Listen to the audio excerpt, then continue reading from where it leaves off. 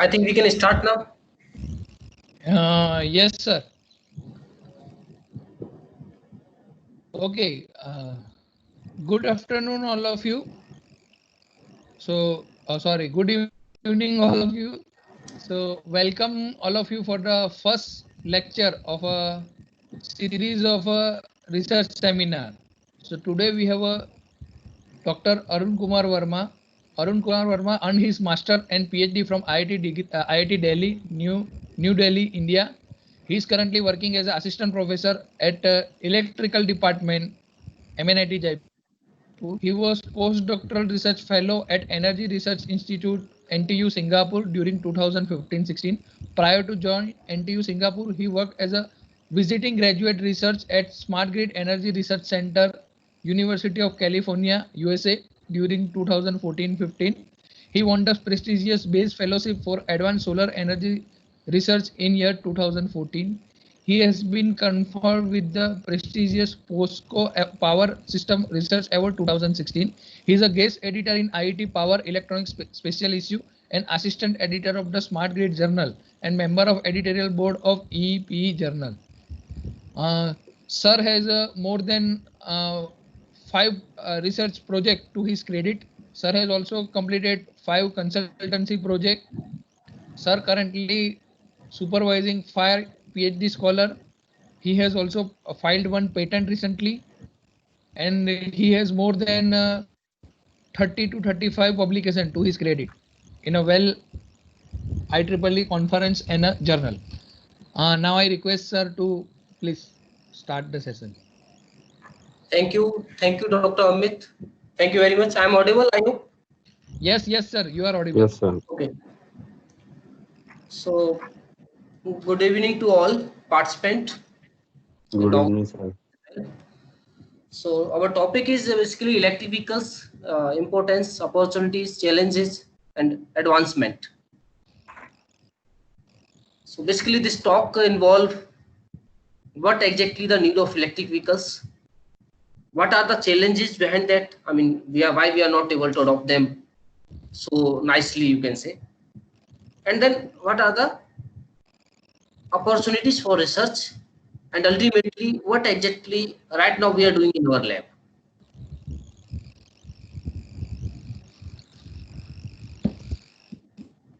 So why we need electric vehicles?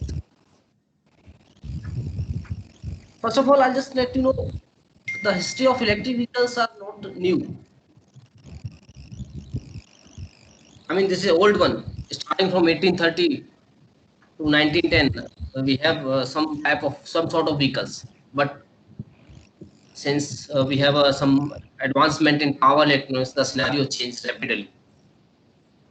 Not only power, just in the battery technology also, and still we are gaining ground. These are few old models. I mean, you can see some of the still available electric engines and all. So now, why electric vehicles? So this is something alarming situation actually. We all know AQI, air quality index. The good range of electric, the AQI is 0 to 50, then satisfactory is 51 to 100, and severe is 400 to 500. When the air quality index is severe, it affects healthy people as well as the seriously impact those with the existing disease, especially the people with the old age and their children. So our ultimate aim is just we must have a AQI under 100. But you might have heard about Delhi during this November-December winter season, that the AQI index is around 900 also. This is a severe, more than severe even. So why we are not able to breathe properly, or why we are not able to have a proper air quality index, proper AQI? One reason is air pollution, that not only due to the industry but also due to transportation.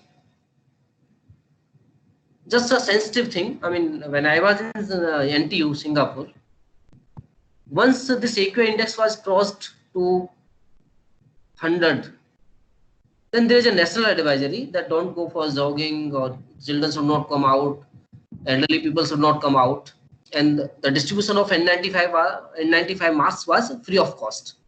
The show your icon in creator N95 masks. I mean, I just want to highlight a kind of sensitivity to the human health. So this air quality index is quite important, and we must have in a certain means up to 100, 150, that is okay. But if it crosses 500, then this is really a serious problem. So transportation is also one of the reasons for this. Not only transportation, industry is also a reason for that. But a significant amount of this air quality index is dominated by the transportation. What exactly we are using? Petrol, diesel based transportation. So you can see 14% of this AQI, or you can say the carbon dioxide emission, is basically contributed to the transportation only. Then if we see the greenhouse gas emission, top 5 countries, I mean, they are there. India is there, China, US, Russia, and we are also there. So this is basically the greenhouse gas emissions. Now, one more thing. This is a quite important thing. As I have told you earlier that 14% of this AQI index is contributed to that transportation. It doesn't mean that if you are using an electric vehicle, the problem will sort out. Okay. Here I just want to point out low carbon grid, medium low carbon, medium high, and high carbon grid. What exactly those are? Low carbon grid means whatever energy or whatever electricity you are injecting into the grid, that is coming from the renewable energy. I mean, almost from the renewable energy. 97% zero emission fuels. Okay. 0% coal means nothing is coming from the thermal power plant or coal fired power plant. That is basically green grid, or you can say the low carbon grid. Now high carbon grid are where the almost energy which is coming from the coal only, 97%, 93% is coming from the coal fired power plant, or you can say thermal power plant. That is basically called high carbon grid, because when you are firing the coal, ultimately it is contributing to the emission, greenhouse gas emissions and all. Okay. So the energy which you have recovered from the coal and you are contributing to the grid, that is basically high carbon grid now. So ultimately the purpose of using electric vehicle is justified when you are using or when you are charging your vehicle from the low carbon grid. I mean, when you are totally charging your electric vehicle from the renewable energy, it is a worth. Okay. Let's say you are charging your electric vehicle from the coal fired power plant or thermal power plant, then ultimately you can see the comparison here. The emission level.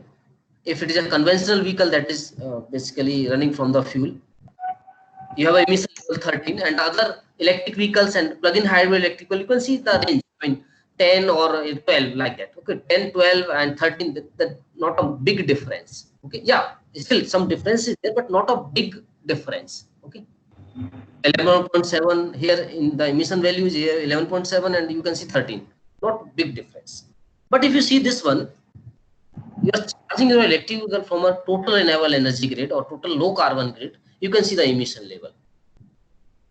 Okay, here conventional is 13 as earlier, and you can see 4, 5, 4.5, 3.8, something like that. Okay, so this is the difference. So if you use low carbon grid in electric vehicles, it would be fine. So ultimately, right now I can say electricity is cheaper than gas. Electric cars are less pollute and completely silent,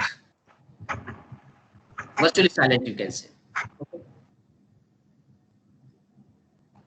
These are some of the advantages of cheaper to run, cheaper to maintain, less pollution, eco-friendly, health benefits, safety improvements. So basically, just to introduce electric vehicles,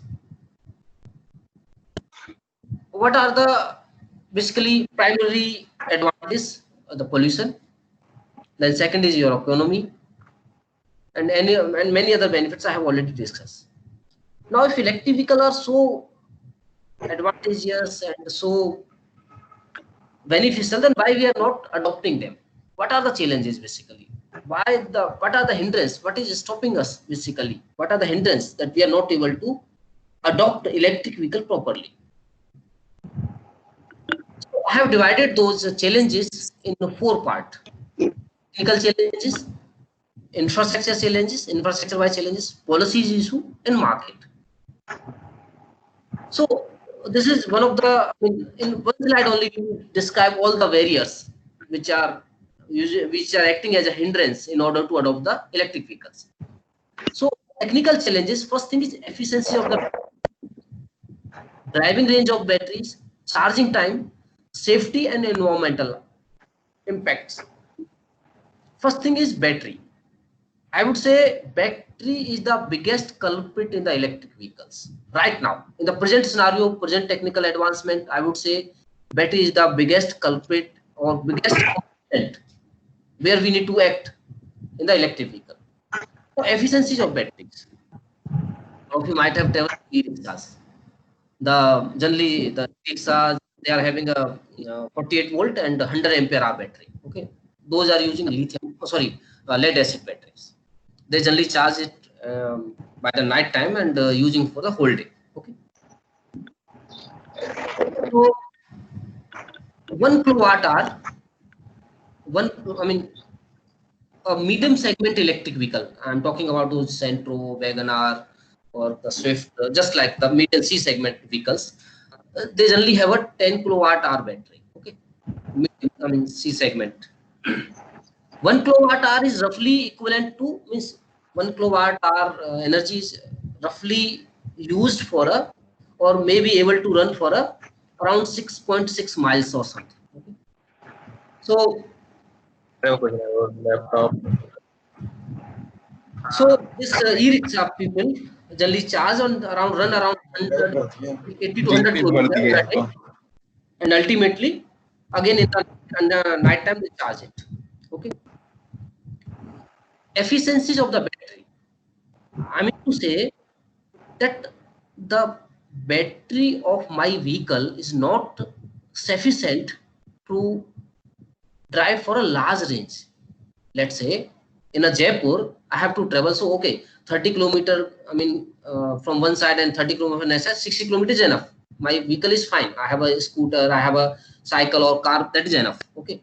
But let's say I have to travel from Jaipur to Delhi. One side is around 300 kilometers. So, going to 300 kilometers and coming back again for 600 kilometers. So, do I have that driving range, or my battery is so efficient that I can travel to Delhi and come back? No. This is the biggest thing right now. The driving range and the efficiency of the batteries. Okay. Or let's say if I have some battery of such type, what is the charging time? The third point is charging time, because I have a cycle. I use, this is a 10 ampere battery, 10 ampere hour battery I'm using in that. In order to charge the 10 ampere hour battery, it require around 2 hours. Okay. I'm talking about the charge. Okay, this is a small battery. Let's say I have a vehicle, electric vehicle, and I'm going from Jaipur to Delhi.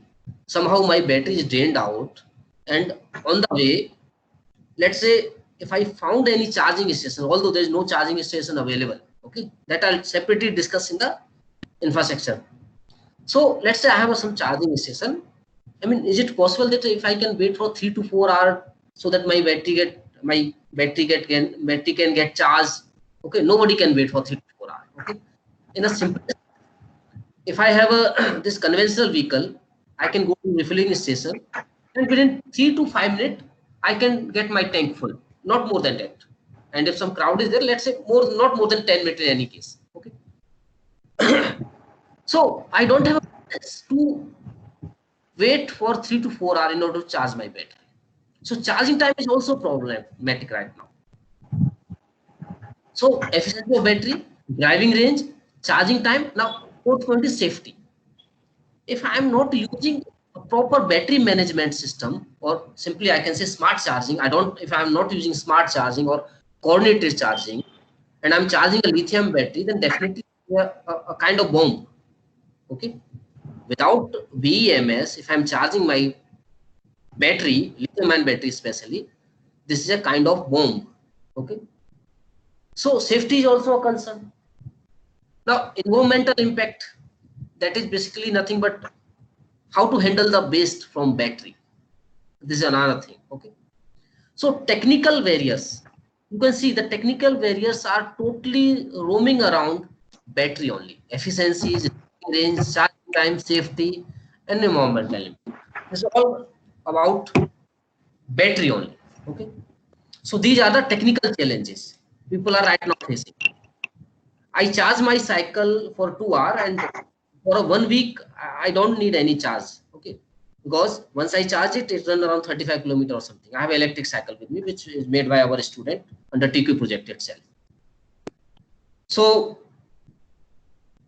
for me, it's okay because I'm moving around in campus. I can sit in my office and I can charge it for 2 hours. But if I'm going for a Jaipur to Delhi, and ultimately I have a drained out battery, I can't have so much of 3 hours. I mean, I don't have a 3 hour time so that I can recharge it again. Another thing, come next, that is infrastructure basically. So technical challenges are over. I mean, I request the audience, you can note your question. Later on in the last 10 minutes, we will discuss. Okay. Infrastructure. If we talk about infrastructure, the first thing is charging infrastructure. Earlier in technical barriers, I told if I have to travel from Jaipur to Delhi, do I have a charging station in between? And simply you see, if I travel from Jaipur to Delhi, you will find around I think 50 to 60 refilling stations in between. I haven't calculated, but approximately 50, 60 we will find out, or more than that also. This is one side I'm talking about. Okay. But do we have any kind of charging infrastructure? Okay. No, we don't have. Second thing is a smart grid. Now, let's say in Jaipur, we have around 50 lakh population. In 50 lakh, let's say 1 lakh electric vehicles are there. And if they are charging at a particular, I mean, see, although we all are going to offices in the daytime, we are coming back in the evening and we are charging our vehicles. Like that scenario is there. Okay. Let's say 70 to 80% people are doing the same thing. So out of 1 lakh, 70,000-80,000 vehicles are plugged into charging at the same time. Do our grids are capable of handling this kind of load? This is because this is a load, a kind of load. Okay. So whether our grids are capable of handling such kind of load? Or this is one thing. Second thing is, let's say in an MIT campus itself, we have a 6,000 around population. Let's say we have 1,000 vehicles. Okay. On an average, one vehicle is having a 10 kilowatt hour. Morning we are in the offices, and 5 o'clock people are leaving. This is a kind of scenario or assumption, because we assume that 70 to 80% are doing like that only. Okay.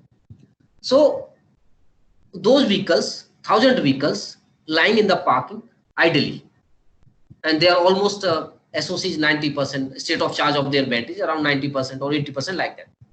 So roughly calculated, we have around 10,000 kilowatt hour. That much of a spinning reserve, or you can say that much of energy is lying idle from 9 to 5. Let's say in one area, maybe some critical load, or maybe some other area of city, they have a frequency drop, or simply we can say load demand. Is it possible those spinning reserve of 10,000 kilowatt hour or 10,000 unit can be transferred to that place? Or let's say not all 10,000, at least 50% or 40%, 60% can be transferred to that site. So that kind of accommodation of the load, or the accommodation of the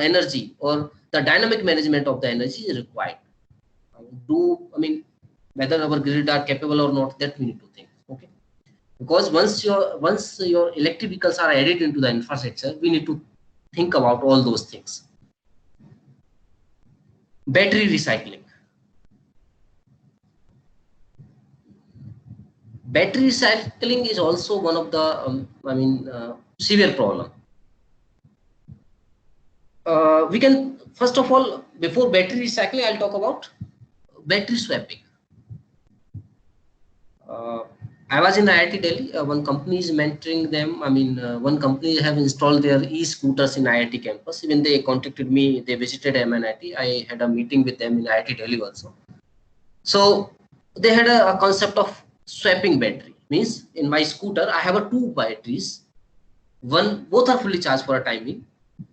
Now I traveled some distance and one of my battery got drained out, discharged totally. Now with the help of my mobile app, I can swap. The fully charged battery will come into the action and the drained out battery will be assigned. Okay. Now my journey still continues since I have a backup. Okay. Now in between I can move to battery swapping station where I can ask battery people that just get this drained out battery out and give me the fully charged battery. Okay, this is called basically battery swapping. That one battery will always be in the backup. Now, how to maintain the recycling? Basically,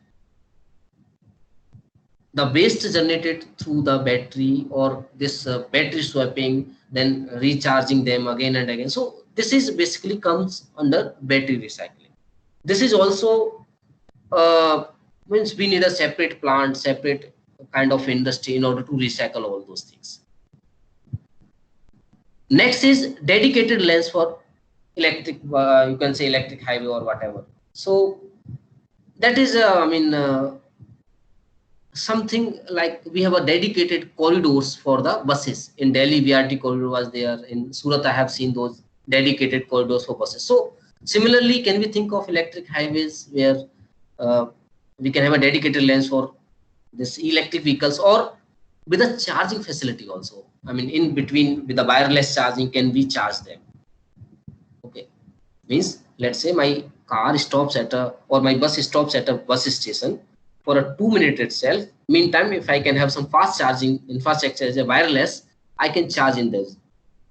Meantime, people can get into the bus and now I can move from there. So whatever time, 2 minutes, 3 minutes, I stopped at a particular station, in meantime it can get charged. Okay. So these are the barriers infrastructure wise. Now come to the policy. Taxation of vehicle and component, subsidies on fossil fuel, electricity tariff policies. Basically, in California, they have a dedicated just like just like refilling stations, they have a chargers and charging point, or you can say the charging stations. They provide a huge subsidy on the electric vehicles also, just to promote the electric vehicles. So same thing we need to do here in India also, that we should give subsidies for electric vehicles. Maybe one more thing we can do, that for a dedicated lane or at toll tax, the people who are owning electric vehicle must not get paid. They should not pay anything since they are owning an electric vehicle. That kind of rules, or zero credit, whatever you can say, some sort of policies are required in order to adopt those electric vehicles. Maybe in form of subsidy, maybe in terms of no toll tax for those vehicles, or maybe the financial term should be eased out in that way that people can adopt more and more electric vehicles. Tariff policies, basically in a few European countries and US, they have a flexible tariff plan, demand and supply type concept. But in India, we have another type of concept, that if you consume this much of unit, the charges are this. If you consume more than the charges are this, just like in that segment. Okay. So we need to plan electricity tariff also in such a manner that it can benefit to the electric vehicle people, electric vehicle owners. Then after that, the last barrier is market basically. Testing and certification, vehicle servicing. Okay, so testing and certification. If your electric vehicle is having a more than 25 km per hour, then you need certification. If it is a less than 25 km per hour, there is no RTO rules need to be followed. No certification of registration, no helmet, no this red light, green light concept. Okay, you are free from all those things. If your electric vehicle, which you are owning, having a less than 25 km per hour speed, just like our bicycle, which is developed by our student. But once you cross this 25 km per hour, you need a registration from RTO. You need a testing certification from a, means right now RAI Pune is doing all those things. So, but see, when you purchase a normal vehicle, maybe scooter or car, you have a RTO office in each and every city. Okay. So those kind of facility need to be created for the electric vehicle also, so that testing and certificate can be easy. Vehicle servicing, service station should be there all the way.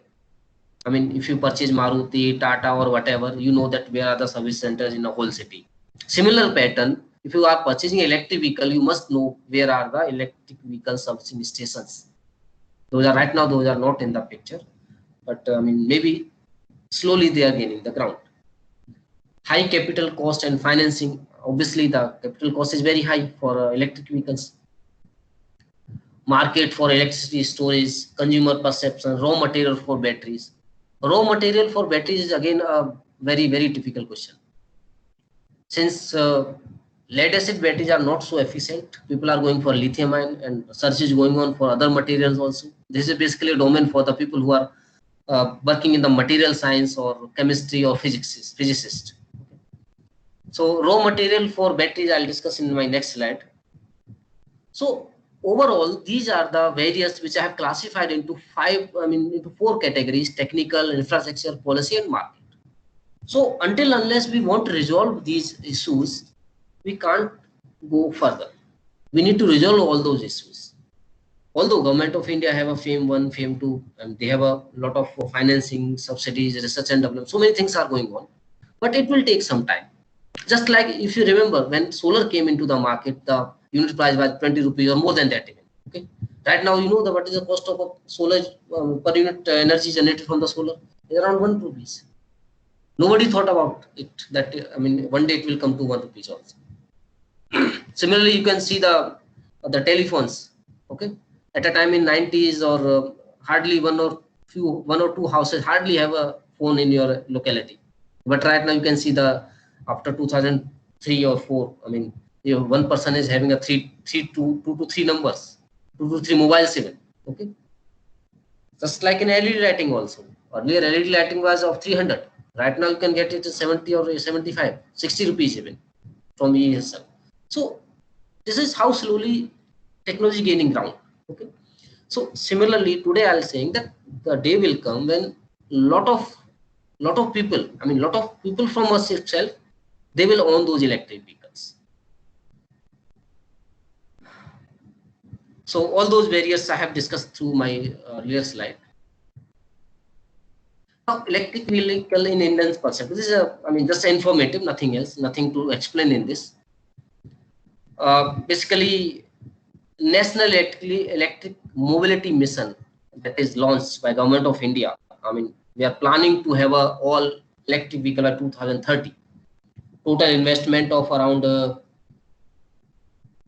to 4.5 billion. That is basically including R&D, project funding and all. Very interesting thing I would like to share with you. I was in IIT Guwahati in 2018, June 2018, and I had a meeting with the big industry giant like Hero Electric, Ashok Leyland, Mahindra. Those all are working in those electric area. I asked one question when this one-to-one discussion was going on in a panel discussion type thing. I asked that I am so and so. We are working in the area of charger. We are developing electric vehicle charger.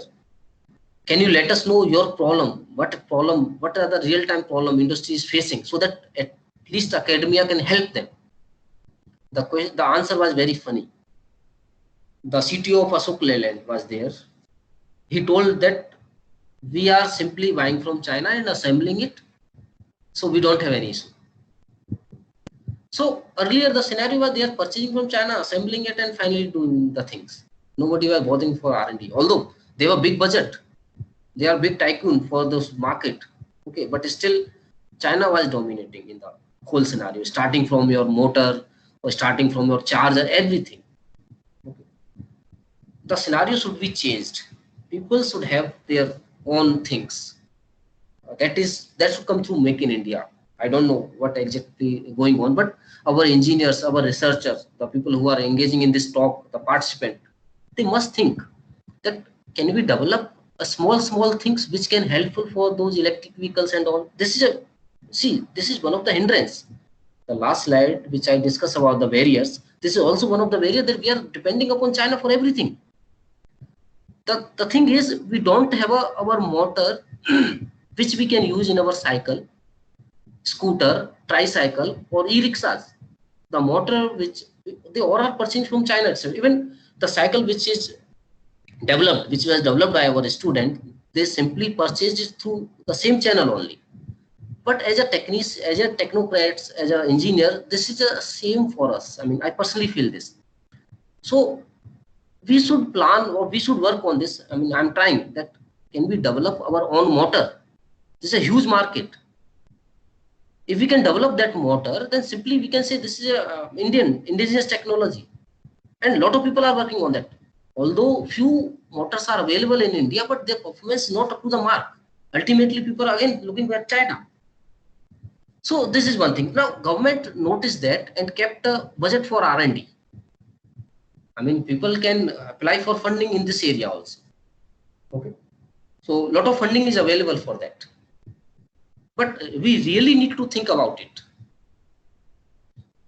So these are the few cars made by Mahindra, Tata, Tagore. I mean, all people were there at that time. So I'm not going in policy matter. This is government things. I'm just skipping those policy matter of government of India right now for this talk at least. Okay.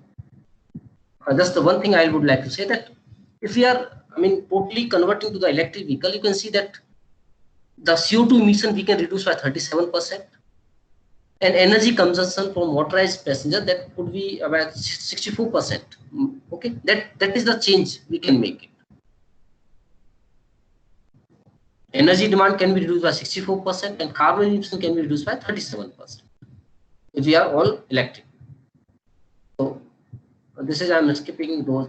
One last thing is we have a Make in India, Digital India, FAME. FAME is nothing but fast adoption and manufacturing of the electric vehicles. So under this, basically, a lot of subsidies, not subsidies, lot of funding is available so that people can do research and ultimately come out with indigenous things. Green Mobility Fund, Smart City Mission. See, all those government, flexible scheme of government India are contributing to the green mobility or electric transportation or e-mobility mission of Indian government. All those are anyway by one and another mean they are contributing to the electric mobility mission. Okay. So under those scheme, FAME especially, lot of funding is available, and we should come out with that. I mean, we are planning to work in that direction also, that we should develop something indigenous in that direction. So this is how in our country, how many vehicles are available, in which slightly old, but this is the current scenario in each state, how many electric vehicles we have. These are few motors basically. Permanent magnet motor, which we use for electric vehicles, induction motor, switched reluctance motor, then depending upon the ratings basically. So I have explained where we are using. Okay. Now batteries, again I'm coming back to batteries. We are using generally lead acid, nickel cadmium, nickel metal halide, lithium ion batteries. Now see this, the availability. Now we have a lead acid. I told you about lead acid, that what is the roughly range. Okay. So lithium ion, in the available range, lithium ion is the only battery which has a highest driving range right now. Under development, again, some research is going on, and the R&D phase, you can see lithium air, 550 kilometer. If we develop this R&D phase, the last one, is really a boom in the electric vehicle segment, because the barrier which I have explained earlier, the one of the barrier was driving range of the battery. Okay, but right now the market in terms of driving range, market is captured by the lithium only, lithium ion. But again, the problem is, or my question is, whether do we have the enough lithium in our country? Since lithium ion is the battery which is having a highest driving range right now, and you can see in the range, in the higher range, lithium is always there. Lithium ion, future lithium ion, lithium sulfur, lithium air. Okay, everywhere you will find that lithium is always playing a biggest role in order to develop the battery. But do we have enough lithium? See the list: Australia, Chile, China, Argentina, Zimbabwe, Portugal, Brazil. We don't have India nowhere. So this is again the barrier. Since you want to create battery, you want to have a battery plant in India, that's okay. Battery plant can be there. People, some industry can come, they can invest, a lot of things are there. But do we have the raw material for that? Again, we have to depend upon other countries for raw material. That raw material is nothing but lithium. Either you have to depend upon Australia, Chile, China, like that. Okay. So that is again a problem. So these are the basically battery ecosystem. These are the companies which are doing R&D as well as developing the product in a battery range. Now come to this. So whatever I have discussed now, right now, those are the basically what are the challenges, what are the opportunities, and what are the importance and challenges basically. Now I'll talk about the opportunities. I'm not aware what exactly what kind of participant I have right now, but for the research point of view, I'll give some idea that where in the electrical region where people can do research. I hope people with MTech or PhD will also be here, or people who are about to do PhD or maybe the MTech thesis, they can get benefit out of it. So just to see this,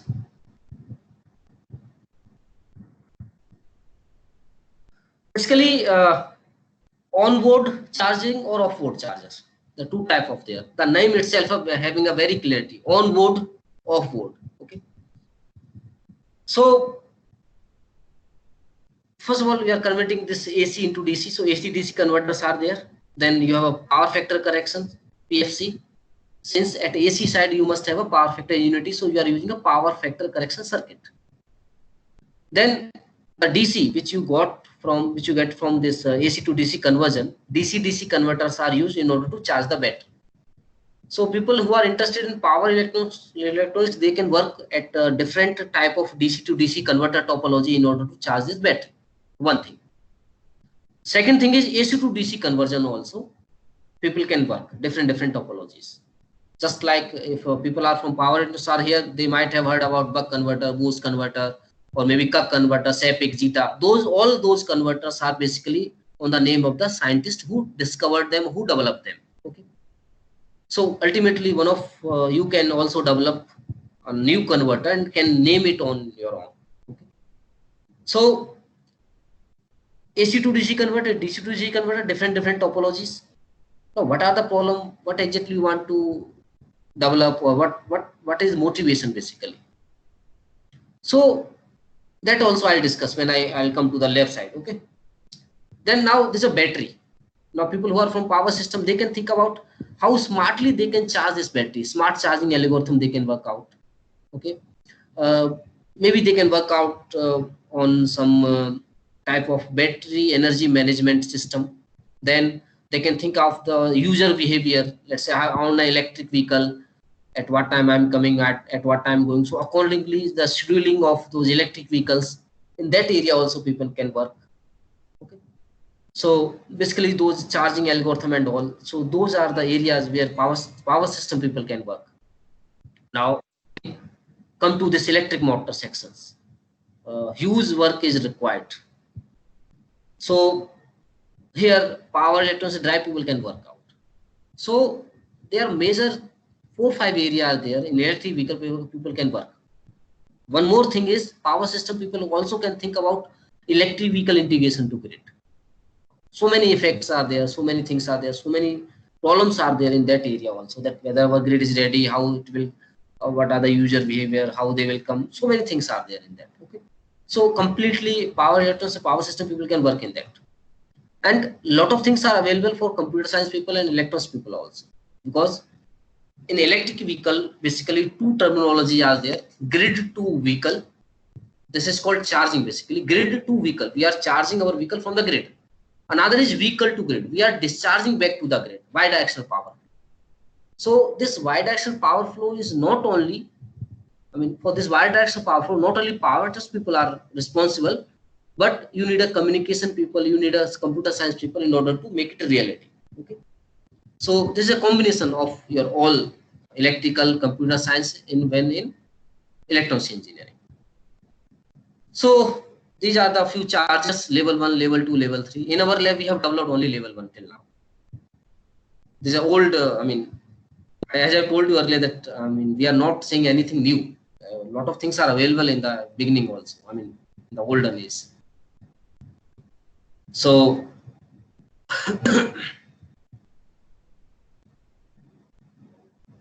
this is basically, I have explained almost all the component in my this slide, basically what exactly the components are, everything explained here.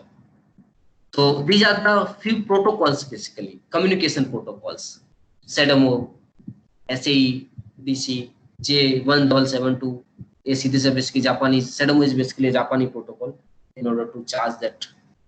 Communication protocols, basically a lot of communication protocols are required in order to charging and discharging of the battery when you have a bidirectional power flow. So onboard, offboard already I have explained. This is basically the charging time for that. I just want to move to the lab side, basically what we are doing in lab. So vehicle to grid, grid to vehicle, already I have told. Once you have a charging vehicle, this is a grid to vehicle. Here from grid we are charging our batteries. This is basically grid to vehicle, and when we are discharging back to the grid, that is basically vehicle to grid.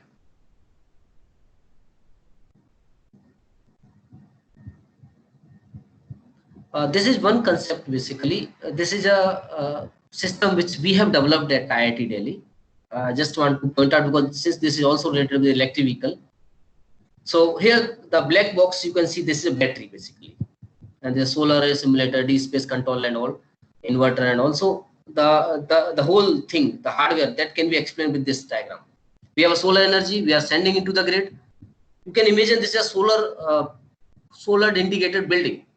Rooftop solar is there in a building, and now in the basement electric vehicles are parked. You can imagine in that way. Okay, so when solar is there, you can charge those electric vehicles, and subsequently extra power you can send to the grid. And now if solar is not there, or let's say grid is also not there, at that time the energy which is stored in the electric vehicle can be transferred back to the load, or building load, you can say, or maybe transferred to the grid. So here you can see bidirectional power flow.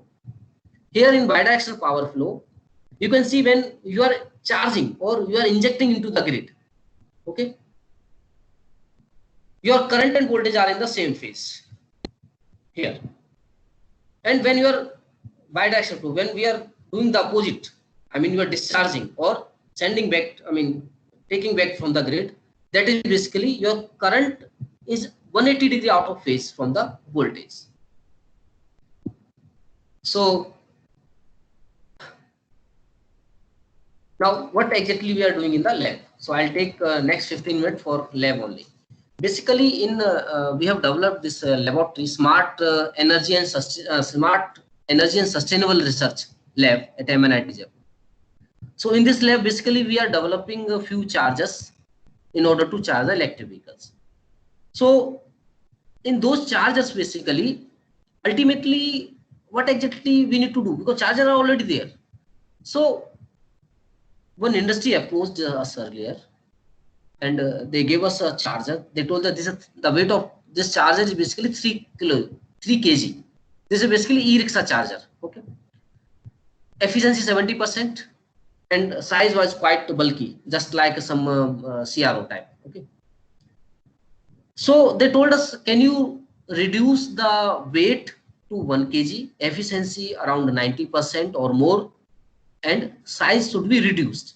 Ultimately, we got the problem, the statement of our problem. What exactly we need to do? So reverse side, we can say. Okay.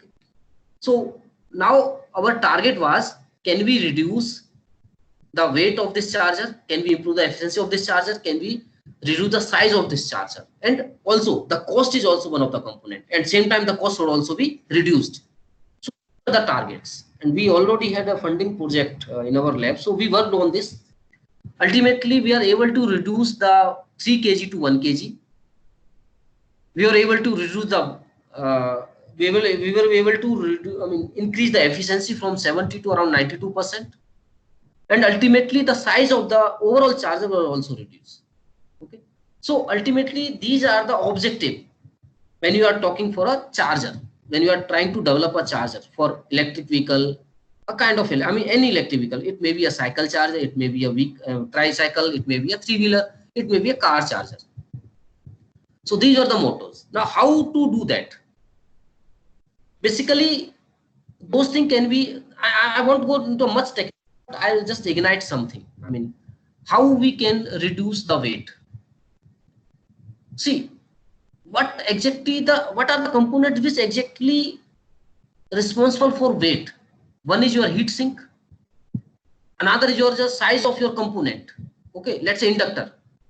If you have a 1 millihenry or if you have a 5 millihenry, obviously the weight will be high. So target on those. How you can reduce the heat sink size? How you can reduce the inductor size? How you can reduce the capacitor size? Once you reduce the size, obviously the overall size of the size as well as weight of the charger will come down. Now, in order to reduce this, first of all, we used soft switching. Just note of soft switching. Then the PWM strategy. Then third thing is selection of the component, switching component. We totally worked on this, and ultimately by our mathematics, we focus on the topology, that how and what modification can lead us to achieve those targets. Okay, so these 4 things we worked on, and ultimately we achieved that. So this is the last level we have developed in laboratory, 1 kilowatt, 120. This is a US standard, so we have a 230 volt. This we have developed in lab. Now,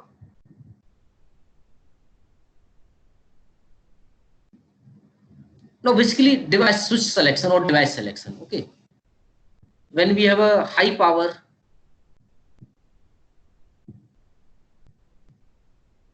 rating, we use IGBT, high power and low frequency, and low power high frequency MOSFET. In IGBT and MOSFET, so we have so many switches. Types of switches depending upon the industry manufacturer. Okay.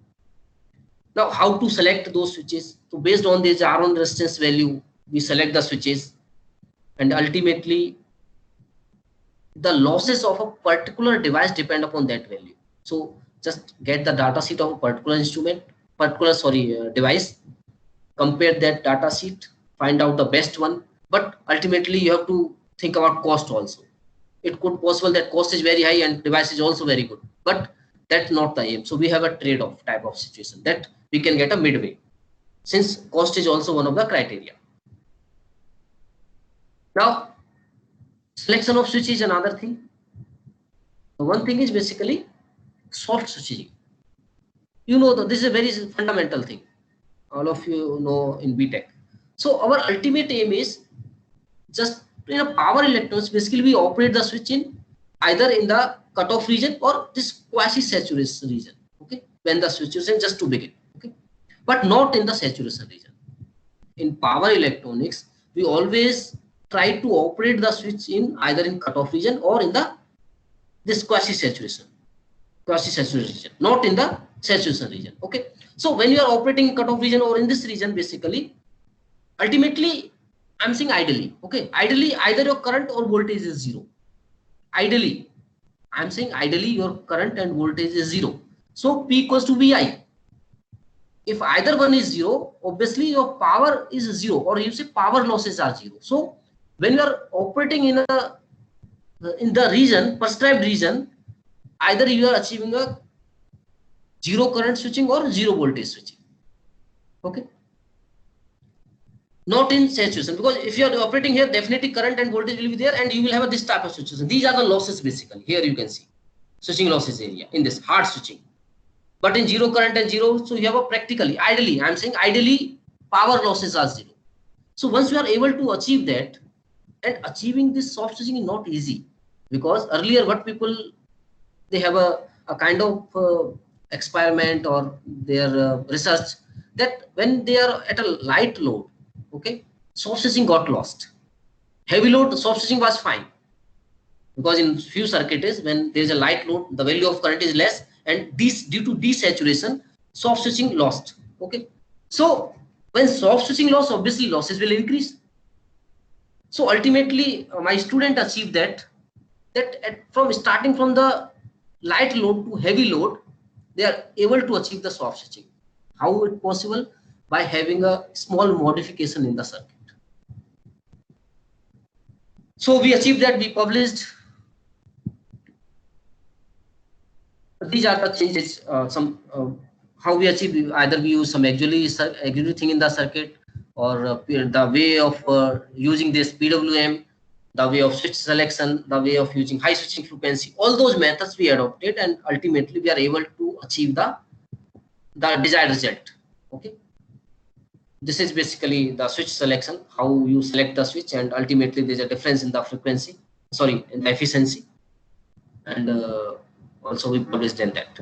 This is something we got from the industry, and we totally modified it from 3 kg to 1 kg, and size, weight, cost, everything we have reduced in that.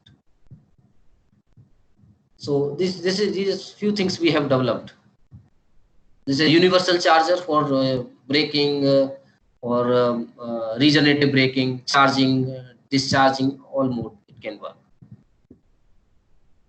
And one more thing is basically this wireless charger.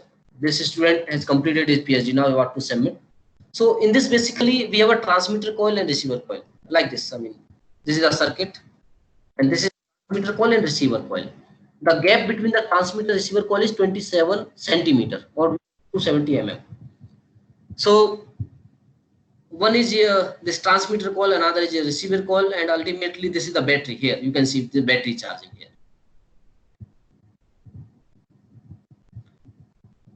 This is basically the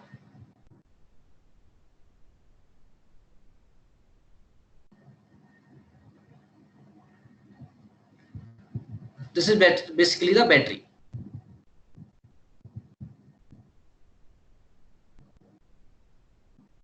This is the battery basically. So there is no physical contact between the transmitter and receiver, and diode bridge rectifier and all. Now we are charging this battery. So 27 centimeters is good enough ground clearance. I think almost all the vehicles are got covered in this. And this is basically a startup incubated by my some of my students. I'm a mentor for that. They are indulging in developing e-cycles, e-bikes. Although we have developed only cycle right now, we are working on the bike also. So this is basically developed by our student. In a single charge, it will go for 35 kilometer, and when there is a pedal assist mode also, it can go up to 70 kilometer or 60 kilometer. Just the half of the unit. It means you charge once, it will cost only 3 rupees, and in 3 rupees you will move around 60 kilometer. I'm using this cycle in my campus.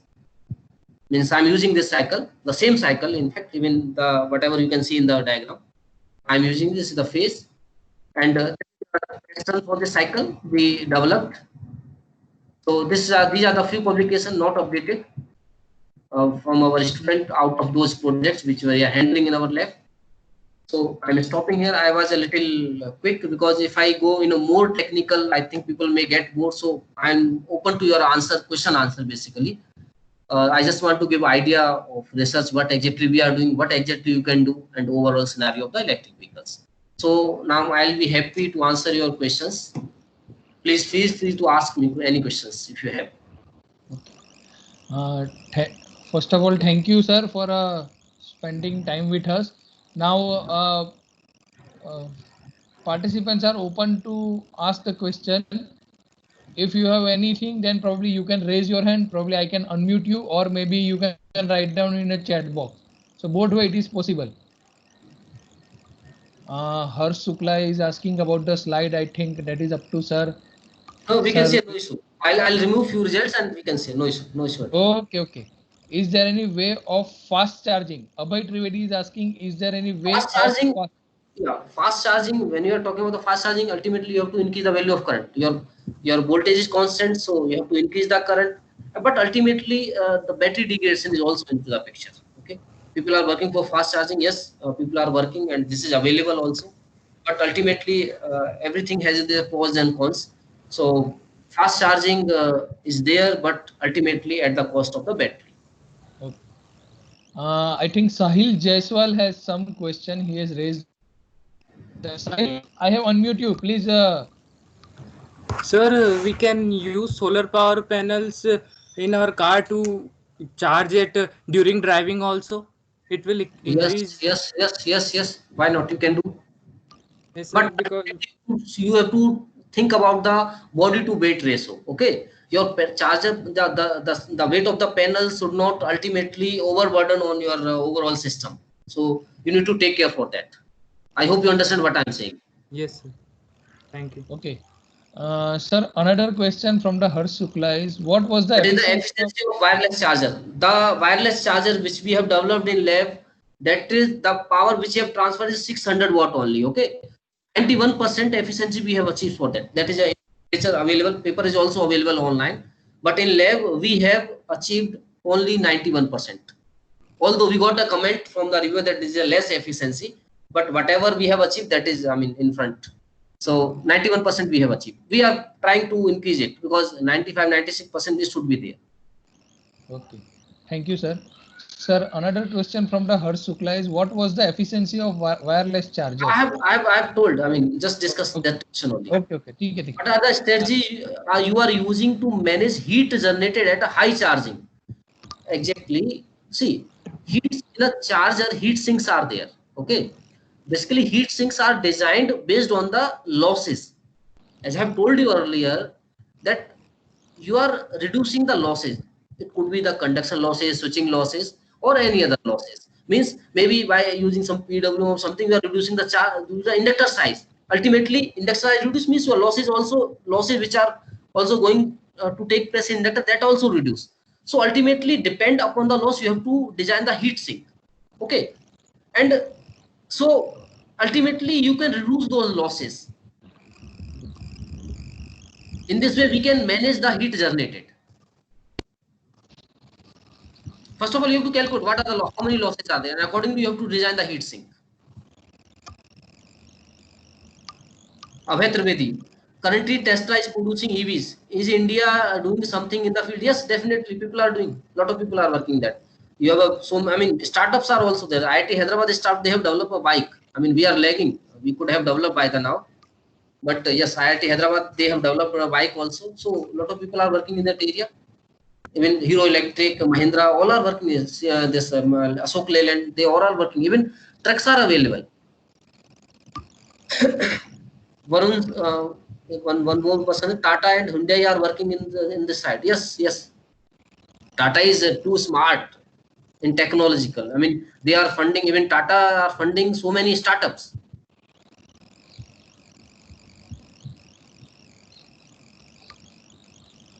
So as a UG student, how can we get information about it? As a UG student, you need to be, aware. Lot of things are, coming out. Lot of journals are available, or lot of magazines are available, in which you can find all those informations. Even if you don't go anywhere, you just took the standard material from the government side, e-mobility mission and all, you will find so many things out of it. few of the things I have taken from those government datas only. I have not explained policies and all. It is a long presentation, but you can get easily. Tell about something about lithium-ion battery. Yes, lithium-ion battery is the biggest source of inspiration, I would say, because lithium-ion.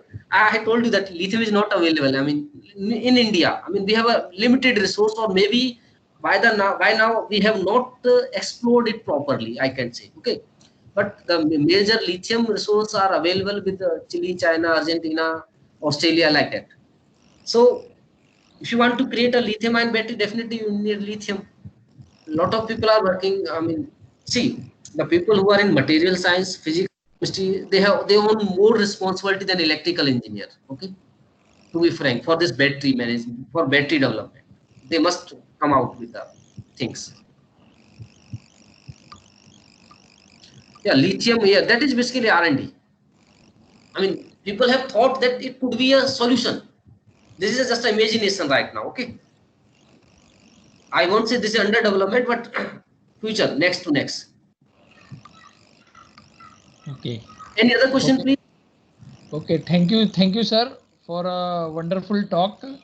And I hope that many of you have enlightened now to work towards the e-vehicle.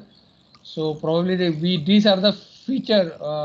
What I believe that e-vehicle, or maybe somewhere down the line, maybe we can have some automatic vehicle also, so that probably sir, one concern from my side, probably the question is Sir, also sir.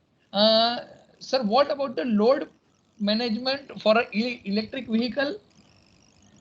load management. Means that means ki sir, probably means the Yo bike, I think Yo bike or something like Ah, that is there in 15 years back when I was studying in NIT yes, Surat. yes, yes, yes, So correct, correct. at that time, the problem is that first one is the speed, because probably it will take the speed is not much.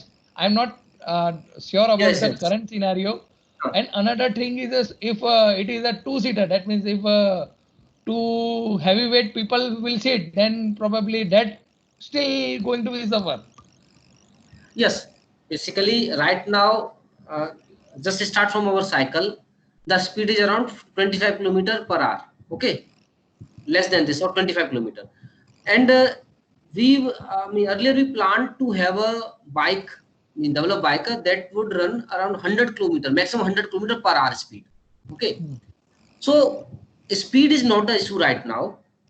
Okay, sometimes purposely the speed of the vehicle is reduced, like while operating in IIT Delhi, they purposely reduce this speed to 20 kilometer per hour just to avoid the accident and all. Okay, that is another scenario. But as far as the load is concerned, means light, I told light load to heavy load.